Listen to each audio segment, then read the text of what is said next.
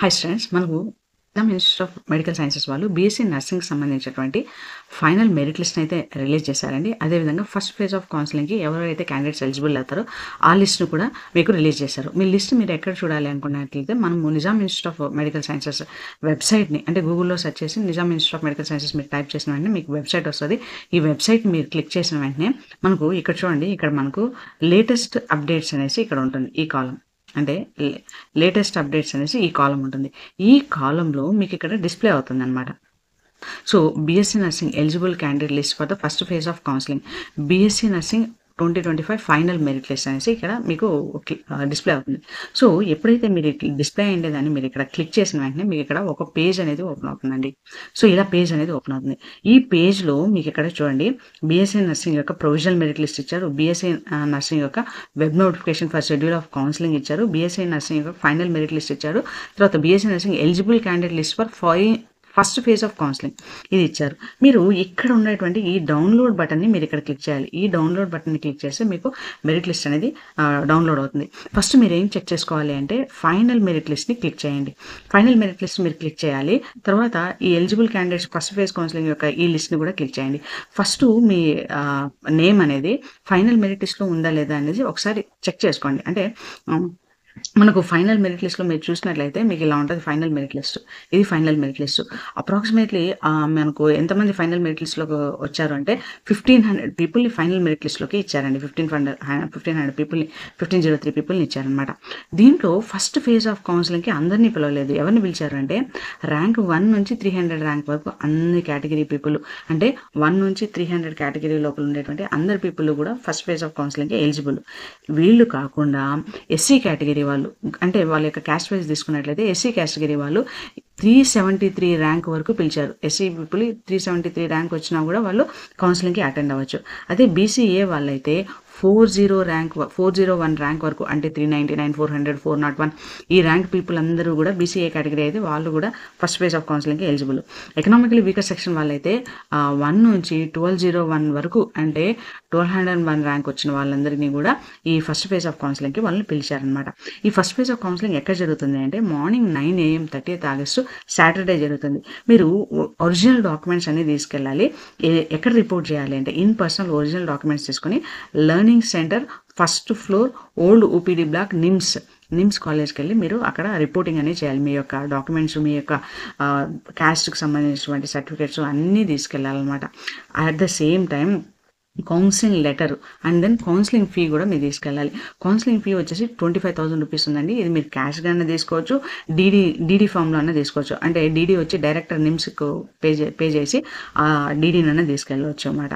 So once మీరు 10 o'clock దాటిన తర్వాత మీరు కౌన్సిలింగ్కి వెళ్ళారంటే మీరు వాళ్ళని తీసుకోరనమాట. కాబట్టి ఖచ్చితంగా 9 AM లోపల మీరు రిపోర్ట్ చేయండి.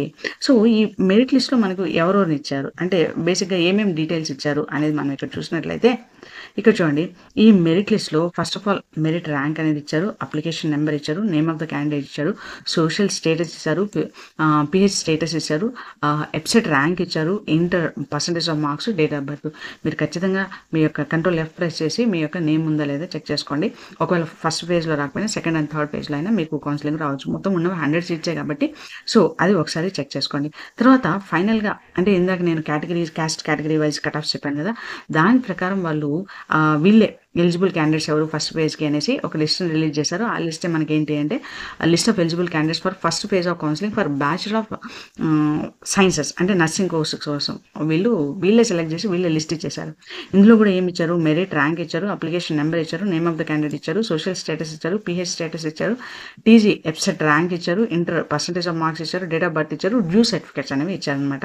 అంటే ఎవరైతే ఈ డ్యూ సర్టిఫికేట్స్ ఉన్నాయో డ్యూ సర్టిఫికేట్స్ అన్ని ఖచ్చితంగా ఒరిజినల్ అనేది తీసుకెళ్ళాలన్నమాట.